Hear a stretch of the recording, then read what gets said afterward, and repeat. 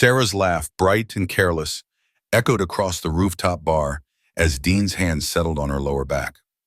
My gaze snagged on her wedding ring, glinting on his wrist, a detail I hadn't noticed before. Lisa from HR, always too observant, stepped up to me. "Sarah mentioned you might not make it tonight, Mark." Dean simply tightened his grip, pulling Sarah closer. From across the crowded rooftop, Sarah's laugh cut through the mild autumn air. It was a sound I knew well, a bright, uninhibited noise. But tonight it was aimed entirely at Dean. He leaned in, his dark suit jacket pulling across his shoulders, and she tilted her head back, her hand resting lightly on his forearm. That's when I saw it. The glint of her wedding ring, a solid gold band, reflected off the subtle sheen of Dean's expensive watch. It struck me as odd the way the light caught it there on his arm, rather than her own. A small, sharp detail that made something shift inside my chest. I remembered telling her that black dress looked good on her just a few days ago, admiring the way the fabric draped. Now watching her, it felt like that compliment had been for someone else, for a moment like this, spent with a different man. She glanced over once, her eyes meeting mine for a flicker. "Oh, hey, Mark," she called out, her voice a little thin across the space. "I'm just talking to Dean. I'll catch up with you. I'm waiting on Marcus." She turned back to Dean then, her attention fully returned to whatever story he was telling, and the name she'd mentioned barely registered. Marcus, or anyone else, it didn't seem to matter. Lisa from HR, a woman whose job it was to know everyone's business, materialized beside me, a plastic cup of white wine held carefully. "Oh, Mark," she said, her smile a little too wide, a little too apologetic. "Sarah mentioned you might not make it tonight. Said something about a last-minute conflict." She fidgeted with her cup, her gaze darting towards Sarah and Dean, then quickly back to me. A cold dread, sharp and quiet, settled in my stomach.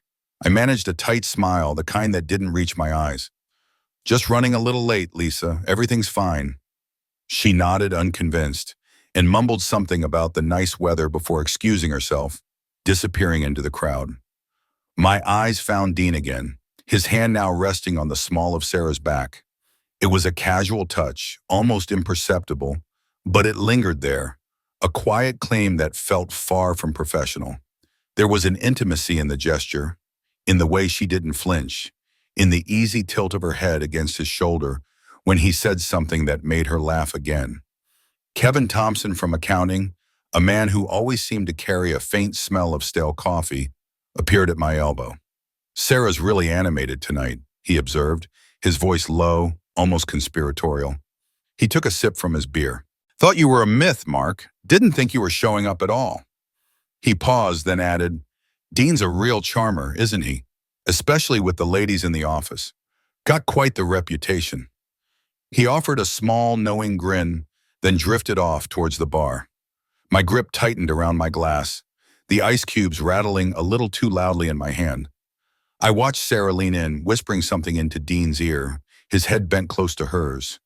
The air in my lungs felt thin, sharp.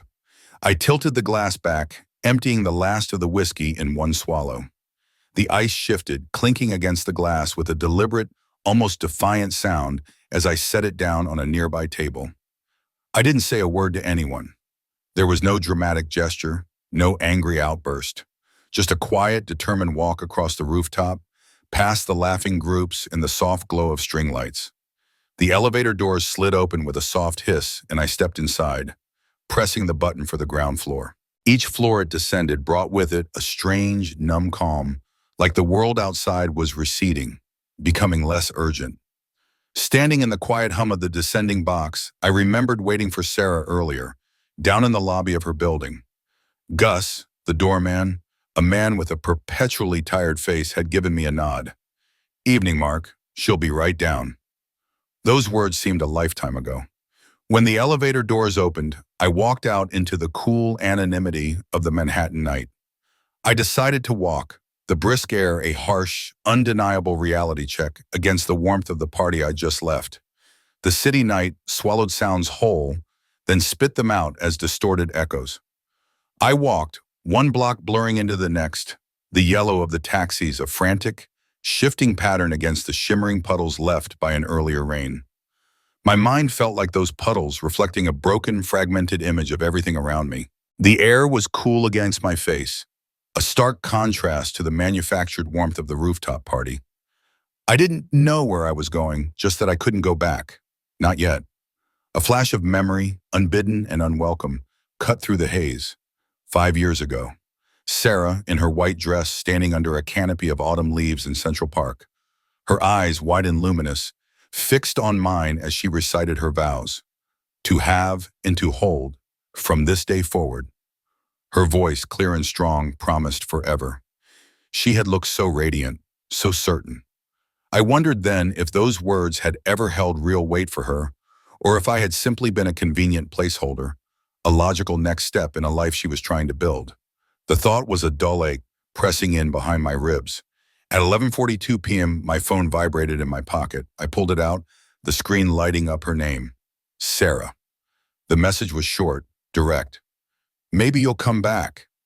No apology, no question of where I was or what I was doing. Just a statement, an afterthought, as if my absence was a minor inconvenience she might or might not care to fix. I slid the phone back into my pocket, the message unread, unanswered. It felt like the only reply I had left. Midnight found me pushing through the heavy door of a bar I didn't recognize, a dark, anonymous place on a side street in the West Village. The air inside smelled of stale beer and desperation. A few patrons hunched over their drinks, lost in their own quiet miseries. I took a stool at the far end of the bar, away from the flickering television above the liquor bottles. Jo, the bartender, was a woman in her late 30s with tired eyes and a sleeve of intricate tattoos snaking up her left arm. She moved with an efficiency that suggested long hours and little patience. She wiped down the counter in front of me, her rag making a soft, swishing sound. "What'll it be?" she asked, her voice raspy. "Whiskey?" "Neat." She poured a generous measure into a thick glass and set it in front of me. I took a slow sip, letting the burn spread. The warmth was a welcome distraction. "Bad year, I think," I heard myself say, the words a little slurred, looser than I intended. The whiskey was already working its magic. Jo grunted, leaning against the back bar, cleaning another glass. "Most years are bad for someone." I took another long swallow. The confession felt like a heavy stone rolling off my tongue.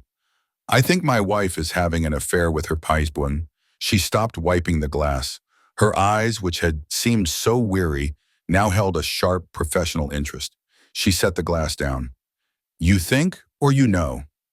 The distinction was important.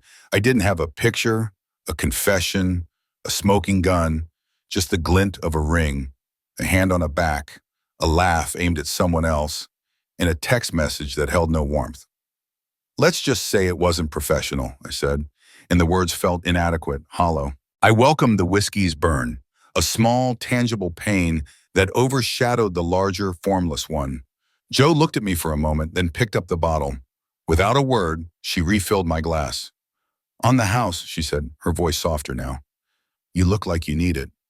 By 1:30 a.m., the sharp edges of the pain had blurred, softened by the alcohol, but it was still there, a dull throb beneath the surface. I paid my tab, leaving a generous tip, and stepped back out into the cool night. A part of me hoped Sarah was still at the party, dancing, laughing, delaying the inevitable return. But as I neared our building, a yellow taxi pulled up to the curb. My stomach tightened. It was her.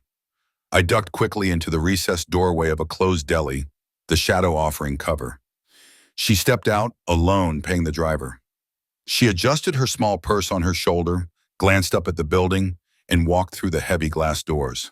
The relief that Dean wasn't with her was a small, complicated thing, tangled with a fresh wave of disappointment and something else I couldn't name. I waited 10 minutes in the hallway outside our apartment, listening to the muffled sounds within, the quiet hum of the building's old pipes. Enough time, I figured, for her to settle in, to think she was alone. When I finally let myself in, all the lights were on, casting a harsh glow on the living room. The air was still, a little too warm, with the faint scent of Sarah's perfume. "Sarah?" I called out, my voice sounding flat, echoing a little in the space. She emerged from the bathroom, looking impossibly fresh, her hair damp from a shower, wrapped in a pale blue silk robe. Her skin had that soft, clean scent she always had after bathing. She stopped short when she saw me, her hand still reaching for a towel. "Oh, you're home?" she said, the surprise in her voice a performance, a beat too late. "Yeah, I'm home," I replied, the words coated with an edge I didn't try to hide. I walked further into the living room, tossing my keys onto the small table by the door. The clatter seemed loud in the sudden quiet. She hovered in the doorway of the bathroom, her eyes searching mine, though I felt she wasn't looking for answers, but for an explanation she could dismiss. "Where did you go? You just disappeared from the party." She crossed her arms over her chest, a small frown appearing between her eyebrows. "I looked for you." The lie, or at least the half-truth, hung in the air. I remembered her text, the casual, "Maybe you'll come back." "Did you miss me?" I asked, the sarcasm thick and impossible to mask. Her expression tightened then, the carefully composed surprise giving way to something harder. "What's that supposed to mean, Mark?" I sighed, feeling the weariness of the whiskey and the night pressing down on me. I was too tired for evasions, too tired for this dance. I just wanted to go to bed, to escape into the oblivion of sleep. "Nothing," I said, turning away, intending to walk past her to the bedroom. But she caught my arm, her fingers surprisingly firm on my bicep. "Mark, wait, what's going on?" Her voice was softer now, a little uncertain, as if sensing the ground shifting beneath her. I turned back, searching her eyes, trying to find something familiar, something honest in their depths. "You tell me, Sarah, what's going on with you and Dean?" The name felt like a rock in my mouth, heavy and unyielding. Her face, which had been so composed moments before, paled. It was a subtle shift, a draining of color from her cheeks, but I saw it. Then almost immediately a mask slipped and back into place. She pulled her arm away. "Dean, he's my boss, Mark. We work together." Her voice was measured, a little too steady. She took a step back into the bathroom doorway, as if creating a physical distance. "Is that all?" I asked, my voice low. "What are you implying?" Her tone had changed, hardened, taking on a defensive, almost angry edge. The shift was swift, a familiar tactic. "I'm not implying anything," I said, looking straight at her. "I'm asking directly if you're having an affair with him." The words were out now, hanging in the air between us, undeniable. She let out a short, forced laugh, a brittle sound that grated on my ears. She shook her head, running a hand through her still damp hair. "An affair? God, Mark, you're being ridiculous. Dean's my mentor. He's been helping me with the new project at work. It's a big deal for my career." "That what they're calling it these days?" I retorted. My eyes narrowed, unwilling to let her dismiss it so easily. The bitterness I'd felt earlier now curdled into a cold anger. "You're drunk," Sarah accused, her voice sharp, a faint tremor beneath the anger. She still stood in the bathroom doorway, the silk robe clinging to her, a barrier between us. "Yes," I conceded, the alcohol a dull hum behind my eyes. "But I'm not blind." The words tasted stale, like the whiskey I'd consumed. "I saw you, Sarah. The way he touched your back, the way you leaned into him, the way you laughed. It wasn't a professional laugh, it was for him." I didn't raise my voice, just laid out the facts, flat and cold.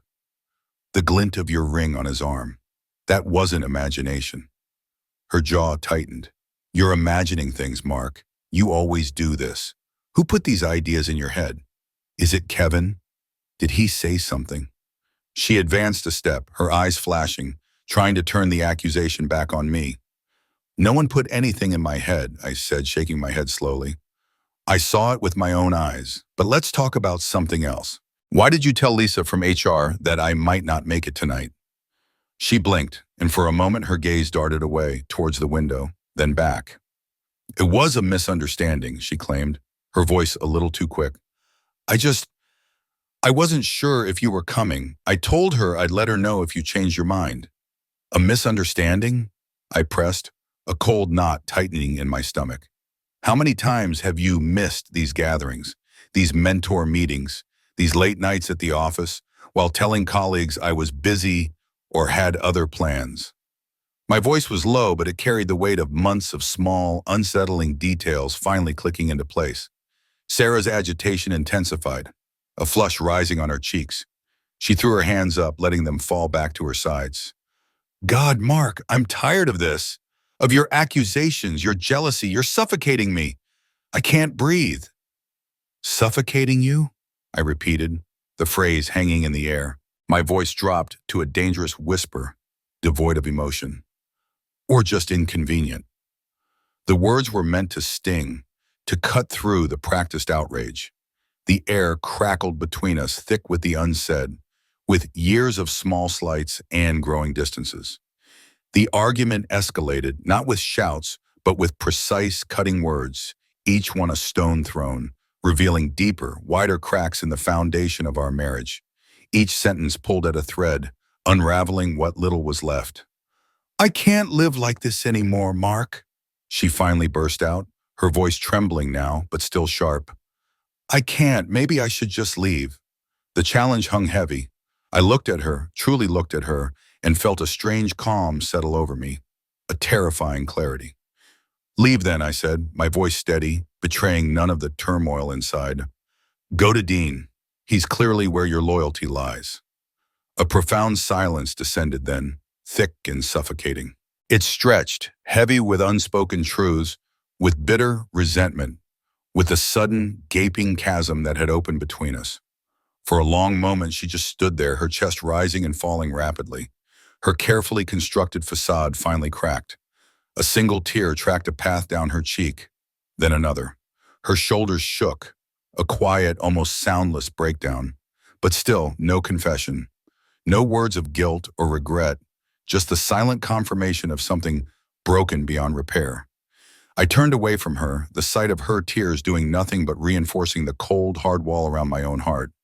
I walked into the living room, past the sofa, and stripped the throws off, folding them neatly. I pulled a pillow from the armchair. There would be no sharing of our bed tonight. The space between us was now immense, a distance I couldn't bridge and didn't want to. I lay on the couch, the worn fabric doing little to cushion the hard reality. Sleep wouldn't come. My mind, no longer dulled by whiskey, began to piece together months of late nights, of vague excuses, of canceled plans for us because something came up at work. The puzzle of betrayal, once fragmented, was now forming into a terrifyingly clear picture, each piece fitting with a sickening precision.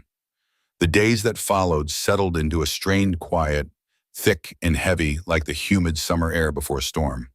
Sarah moved through the apartment with a practiced normalcy, humming sometimes as she made coffee, asking about my day with a cheerful lilt that felt entirely false.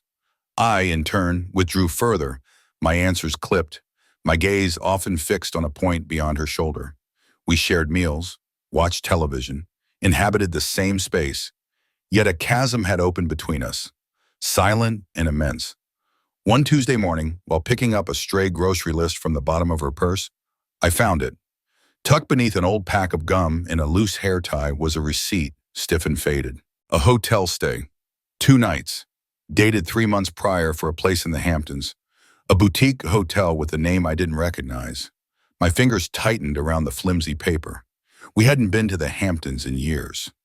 Later that week, late at night, after Sarah had gone to bed, I sat in front of my laptop, the screen's cold blue light illuminating the quiet room. I logged into our shared credit card account. It took me less than 10 minutes to find them. A series of unfamiliar charges, several for the Hamptons Hotel on the dates matching the receipt, others for upscale restaurants in parts of the city we rarely frequented, places with names that implied linen tablecloths and exorbitant wine lists. Each line item was a cold, hard piece of evidence, painting a picture clearer and colder than any confession Sarah could have offered. There was no need for her words now. The numbers spoke for themselves. The weight of it all, the sheer undeniable proof, pressed down on me. I called Dave, an old friend from college, a quiet man who owned a small auto repair shop in Queens. We met for lunch at a diner where the coffee was strong and the booths were worn. I laid it all out, the party, the accusations, the receipts, the credit card statements. He listened, saying little, just nodding occasionally, his eyes steady on mine. When I finished, the silence stretched, broken only by the clatter of plates from the kitchen. "What are you going to do, Mark?" Dave finally asked, his voice low, heavy with concern. He knew there was no easy answer. A profound exhaustion settled over me, a soul-wearing fatigue that seeped into my bones. The weight of her lie, the crushing reality of it, made it hard to breathe. I started missing work, claiming a stomach bug, then a bad flu. My concentration was shot. Emails piled up, deadlines blurred into one another. My performance, once reliable, began to suffer. The thought of confronting Dean directly, of walking into his office and laying bare his deceit, began to fester. It started as a dark, fleeting impulse, but it grew, taking root in the fertile ground of my anger. I remembered Kevin Thompson's casual comment at the party about Dean's reputation with women in the office. It wasn't just Sarah then. This was a pattern for him, a predator. I considered divorce, of course. The word itself felt like a surrender, a final acknowledgement of everything lost. But the thought of losing our home, the apartment we'd built a life in, the familiar streets, the shared routines, it felt like another betrayal, another piece of my life being ripped away. It was a costly choice, one that changed everything. Stick around to the end to see how life's costly choices unfold. My father, a man of few words, had always met hardship with a quiet resolve, a stoicism that I now desperately sought to emulate. He never complained, never dramatized. He just kept moving forward. I looked at the lawyer's business card that sat on my desk, a thick cream card with embossed lettering, a referral from a colleague. It had been there for days, uncalled, a symbol of a path I wasn't yet ready to take, a line I hadn't yet crossed. I watched Sarah, over breakfast, across the living room, as she got ready for work. I searched for any flicker of remorse, any sign of regret in her eyes, her posture, her words. But I saw only a practiced indifference, a smooth surface that reflected nothing. It was then, seeing that blankness, that the desire for Dean to pay the price for breaking my family, for shattering my life, began to solidify into a grim, unyielding resolve. I began methodically to pick apart Dean Fletcher's life, not through any grand scheme, but through the mundane avenues available to anyone with an internet connection and a persistent nature. Professional profiles, old news articles, company press releases. I scoured them, piecing together a timeline of his career, looking for patterns, for any hint of vulnerability. I remembered his smug confidence at the party, the way he carried himself like the rules didn't apply to him, as if the world existed solely for his convenience. That kind of arrogance, I knew, often left blind spots. My next move was Lisa from HR. I caught her in the break room, feigning a casual chat about networking questions for my own career development. I steered the conversation carefully, asking about company policies on professional conduct, conflicts of interest, and the handling of internal complaints. Lisa, ever cautious, her eyes darting around the room, provided vague, generalized answers. But her reluctance to speak openly, the way she chose her words, the slight tightening around her mouth, confirmed my suspicions. There were skeletons in Dean's closet, incidents perhaps swept under the rug or at least hushed up. My quiet investigation was chipping away at the foundation of his carefully constructed reputation. I decided then that a direct confrontation with Dean would be useless, a waste of breath. He was too smooth, too practiced in denial. The damage had to be inflicted where it hurt him most: his career, his professional standing, the very edifice he used to assert his power. This wasn't about vengeance in the alley, it was about dismantling his empire brick by brick. Late into the nights, after Sarah had gone to bed, I sat hunched over my laptop, the screen illuminating my grim determination. I compiled everything: dates, names, the credit card statements, the hotel receipt, even the innocuous-sounding emails I'd found that, in hindsight, held veiled meanings. Each piece of information was meticulously organized, cross-referenced, a cold, hard file taking shape.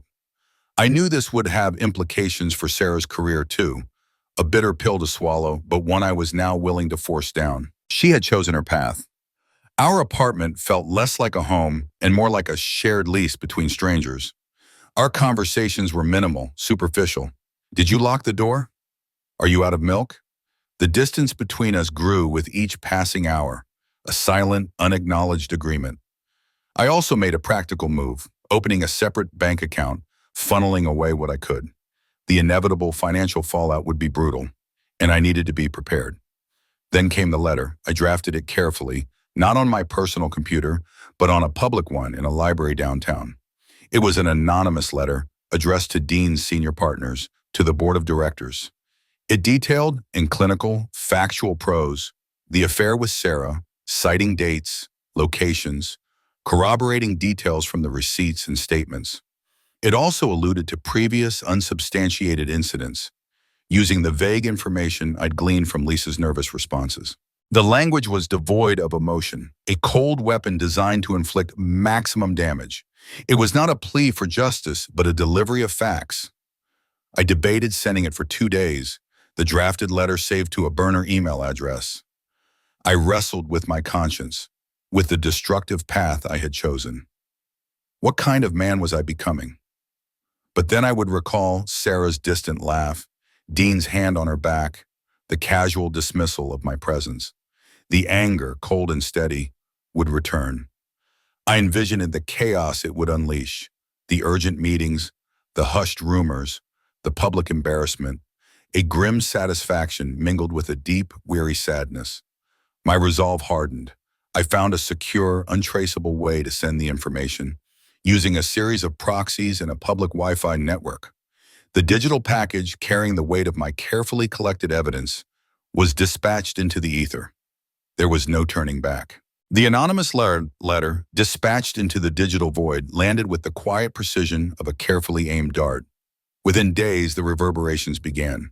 An internal investigation was launched at LMB Financial. Swift and discreet, as these things always are in the upper echelons of corporate finance. Whispers, thin as smoke, started to drift through the office halls. Sarah came home agitated, tossing her purse onto the kitchen counter with more force than usual.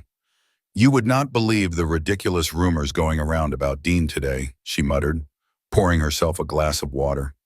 She didn't look at me directly. Just professional jealousy, I guess. People can be so petty.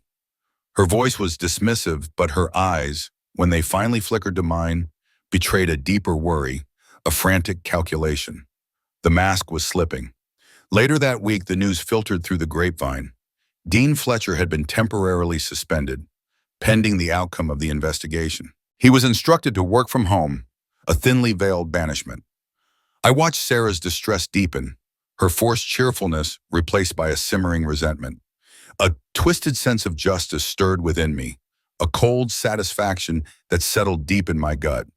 But there was also a faint, unwelcome flicker of pity, a distant echo of the man who had once cared for her. The next afternoon, Sarah received an official email. She was called in for questioning by HR. When she returned, hours later, her face was pale, drawn, her shoulders sagged. She didn't speak, just walked straight to the bedroom, leaving her coat draped over a chair. The silence in the apartment felt heavier than usual. She emerged later, her eyes red-rimmed, her jaw tight. She walked into the living room where I was sitting, staring blankly at the unlit television screen. "How could you do this, Mark?" Her voice was quiet, trembling with suppressed fury, a dangerous tremor that was far more chilling than any shout. You orchestrated all of this, didn't you?" I met her gaze unflinching. My own voice was calm, steady, betraying none of the turmoil that had been churning inside me for weeks. "You made your choices, Sarah. Now you face the consequences." The words were simple, factual, a statement of immutable truth. I didn't elaborate. There was no need. The emotional toll on me was immense, far heavier than I had anticipated. The act of revenge, the meticulous execution of my plan, did not bring the sweeping relief I had expected. Instead, there was a hollowness, a vast emptiness where the anger had once burned. The fire was out, leaving only ash. Dean, I heard through Kevin, who seemed to relish the gossip, was desperately trying to contact Sarah, trying to control the narrative, to coordinate their stories. But HR had given her strict instructions. No contact with Dean until the investigation concluded. The office gossip intensified, painting Sarah in an increasingly unfavorable light. She wasn't just the victim of a powerful boss. She was now seen as complicit, as someone who had knowingly jeopardized her colleague's career, someone who had benefited from the affair. Her career, the one she had worked so hard for, the one she claimed I was ruining, was now entangled in a messy public scandal of her own making. The day after her HR meeting, I came home from work and found the envelope from my lawyer tucked under the mail slot. I walked into the living room where Sarah sat, still in her work clothes, staring out the window. I placed the papers, thick and official, on the coffee table between us. Divorce papers, a final definitive act. The soft rustle of the legal documents was the only sound for a long moment. She glanced down at them, then back up at me, her eyes wide with a despair I had never seen before. The silence in our apartment, once strained, now became deafening, punctuated only by Sarah's occasional muffled sobs from the bedroom, a sound I could no longer bring myself to comfort. The internal investigation concluded as swiftly as it began. Dean Fletcher was formally dismissed from LMB Financial, his name scrubbed from the company website, his email address defunct. The news spread through their professional circles like wildfire, whispers turning into confirmed reports. His old money connections, it seemed, couldn't save him this time. The evidence I'd provided was too damning. The company's need to protect its image too great. Sarah, though not fired, found herself sidelined. The prominent projects she had once been assigned were now given to others.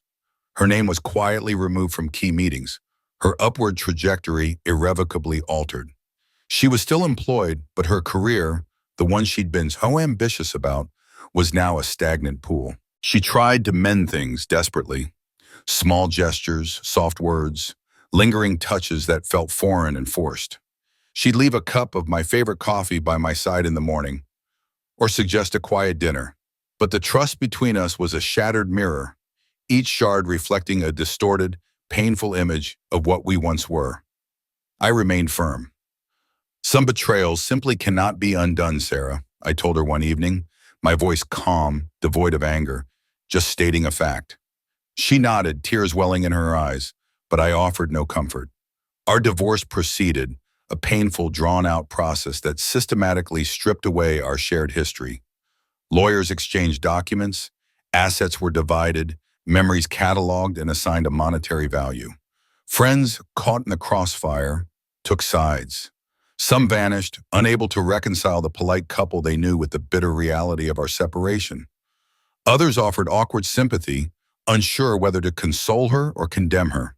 The apartment, once a home filled with the promise of a future, became a burden. I sold it, a painful severance from our life together. Watching strangers walk through, appraising the space where we had built so much, only to tear it all down. One afternoon, months later, I saw Dean Fletcher. It was a chance encounter at a small coffee shop in a neighborhood I rarely visited. He sat alone at a table by the window, staring out at the street. He looked older, his shoulders slumped, the sharp edges of his tailored suit seeming to hang rather than fit. He caught my eye for a brief, terrible moment, and his gaze flickered with something I couldn't quite place. Fear, shame, perhaps a flicker of recognition, before he quickly averted his eyes, turning back to the street. He looked utterly defeated. I ordered my coffee and left without a word. Sarah moved out, the last of her boxes taken by a moving truck on a gray autumn morning. Her final look at me as she stood by the open door was a complex mixture of anger, sadness, and something that might have been regret, though it was too late to matter. I reflected on the price paid. Dean lost his career, his reputation, his standing in a world he believed he owned. Sarah lost her upward mobility, her ambition now curtailed, and our marriage. And I lost my wife, the woman I thought I knew, and with her, a certain innocence, a belief in the inherent fairness of things. The financial settlement, while fair and equitable on paper, felt hollow, an inadequate recompense for the emotional damage, the raw, gaping wound left behind. I began therapy, sitting in a quiet office twice a week trying to navigate the emotional wreckage left behind. The desire for revenge had long subsided, replaced by a quiet, persistent ache, a ghostly sensation for a future that would never be. I realized then that justice, while technically served, rarely brought true peace. It was just another ending. Months turned. I moved into a smaller place, somewhere quiet and anonymous, the kind of apartment where no one knew your story. My days settled into a new rhythm, focused on work, the methodical nature of it a strange kind of comfort. Solitude, once a feared enemy, now offered a clean loneliness, free from the constant, gnawing presence of deception. I ran into Jo, the bartender, months later, near the old bar. She gave me a knowing look. "How did it all turn out, Mark?" she asked, her voice softer than I remembered. "They ran their course," I said, the words feeling flat, definitive. The profound loneliness remained, but it was honest, free from the tangled web of lies. Occasionally, through mutual acquaintance, I'd hear snippets about Sarah's new life. She'd taken a different job, in a different field, in a different city. Dean Fletcher had vanished entirely from our professional sphere, his name now a cautionary tale whispered in hushed tones. I drove back to my parents' small Midwestern town, seeking comfort in the familiar rhythms of that quiet life. My mother, ever perceptive, sensed the quiet sorrow etched on my face, but, true to her nature, refrained from prying, instead offering solace in home-cooked meals and long, companionable silences. One afternoon, I spent hours by a quiet lake, fishing, the gentle tug on the line the only interruption to my thoughts. I reflected on the choices made, the paths taken, the moral consequences lingered, a shadow that would always be a part of me, a quiet hum beneath the surface of my new life.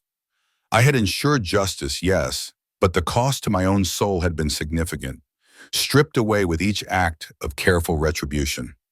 I understood then that healing would be a long road, especially the journey to forgive myself. A small, hopeful spark, however, flickered in simple moments. A good book, a quiet morning coffee on my small balcony. The price wasn't just for Sarah and Dean. It was for me, too, in the irrevocable loss of my old life, my old self. I looked to the horizon, the vast Midwestern sky stretching out, knowing life, bruised but not broken, continued.